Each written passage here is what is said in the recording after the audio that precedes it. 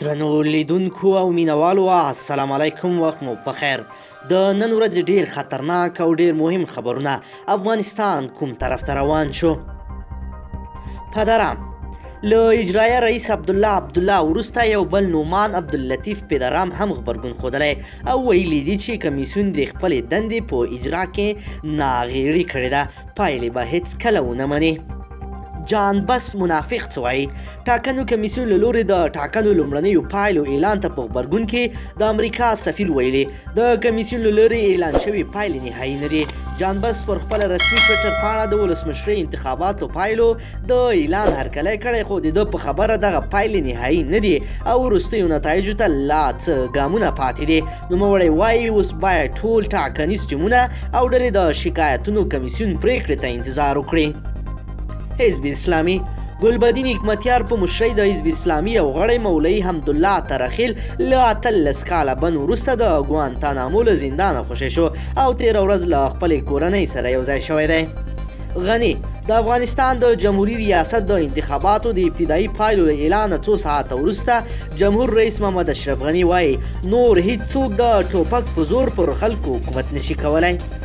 نبیل ولسمشریزو ټاکنو ته نوماند او د ملي امنیت پخوانی رئیس رحمت الله نبیل په مشرۍ د امنیت او عدالت ټاکنیزه ډله وایي ټاکنو کمیسیون د یو ټیم په پلویتوب د لومړنیو پایلو تر عنوان لاندې له درغلیو پایلې اعلان کړي دي چې موږ ته به هیڅکله د منلو وړ نه وي. بلاول بوټو زرداری د ډسمبر پر 21 په پیښور کې د ګوند غړو ته په وینا کې ویل د احتساب قومي اداره پخوانی پوځي واکمن پرویز مشرف جوړه کړې وه. طالبانو د کندهار ولایت د خاکریز ولسوالۍ اړوند د شرغې په سیمه کې 13 ورځ د حکومتي لوري په موټریز کاروان بمي چاودنې او بریدونه کړي چې ګڼ مالي او ځاني زیانونه یې وراړولي دي. امریکا د ناټو د ملکی سفیر مرستیاله سوله د افغانستان تر ټولو مهم اړتیا بولي او ټینګار کوي چې د سولې د ټینګښت لپاره د افغانستان دولت او وسلوالو طالبانو ترمنځ مخامخ خبرې اساسي چاره ده. کمیسیون د افغانستان د آزاد او عادلانه انتخاباتو بنسټ اجرایوي مشر یوسف رشید وایي د انتخاباتو د لومړنیو پایلو په اعلان سره بحث د ټاکنو شکایتونو کمیسیون ته سپارل شوی دی او د یاد کمیسیون مکلفیت دا دی چې د قانون په چوکاټ کې د عدالت تامین کړي. مالیې وزارت وایي که له نړیوال وجهي صندوق سره یې کړې مهمې ژمنې پوره کړې سږکال د دولت عواید 2.9 میلیارد افغانۍ شوی او د پراختیایي بودیجې هم 93% لګول شوې ده. عبدالله ډاکټر عبدالله د ټاکنو د لومړنیو پایلو د اعلان په اړه جدي غبرګون ښودلی او ویلي دي چې پرې به نږدو ترڅو جعلي او له درغلیو ډکه ډله بیا د ولس سرنوشت وټاکي او د ولس په سر حاکمه شي. کندهار د کابل کندهار په لویه لاره د غزني ولایت په حدودو کې د طالبانو برید 11 عسکرو ته مرجوب لاړولی او ګڼې شوبلې ویجاړې کړي دي. د پکتیکا حکومتي مسؤلین وایي چې په برمل ولسوالۍ کې د بهرنیو ځواکونو په هوایي بریدونو کې د حقاني شبکې 18 غړي وژل شوي دي. د کندوز اوسیدونکي او چارواکي وایي چې وسلوالو طالبانو د نویو طالبانو جذبولو او روزنې په موخه د امام صاحب ولسوالۍ په ځنګل سیمه کې ستر مرکزونه جوړ کړي، خو بل لور ته طالبانو بیا دغه څرګندونې په کلکه ردوي.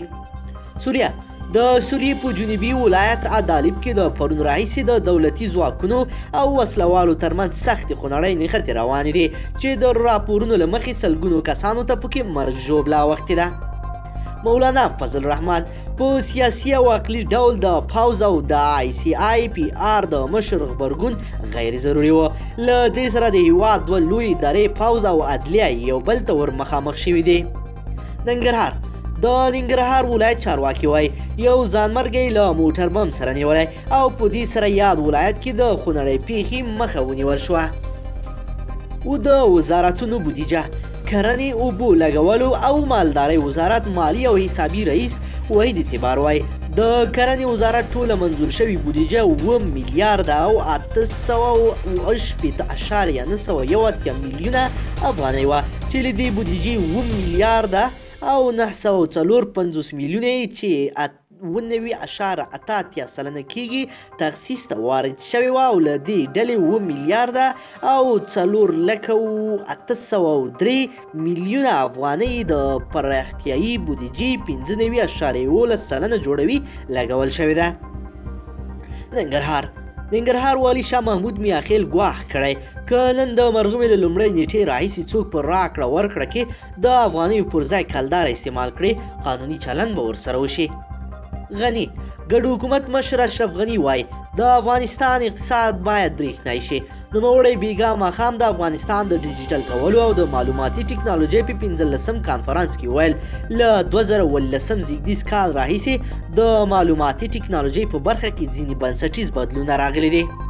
افغانستان 2 ورځې وړاندې د افغانستان زعفرانو په 8م ځل لومړی مقام خپل کړ خو د زعفرانو کاروباریان وایي لا هم د افغانستان زعفران قاچاق کېږي او د نورو هیوادونو په نامه نړیوالو مارکیټونو ته وړل کېږي.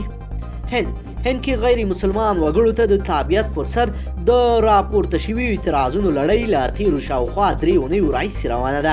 ځایي خبري سرچینې وایي د هند په اترا پردیش ایالات کې له پولیسو سره د اعتراض کوونکي په تازه شخړه کې 9 تنه وژل شوي دي. درنو لیدونکو که چیرې غواړئ چې ورته تازه مهم او لنډ خبرونه واورئ زموږ چینل سره ضرور سبسکرایب کړئ او ویډیو د سره حتما لایک کړئ. ملګرو یو ځل بیا هم درته د اشرف غني د بریا مبارکي درکومه. هیله ده چې ټول افغانستان او د ملت د درد دوا وګرځي. مننه له توجه نه مو.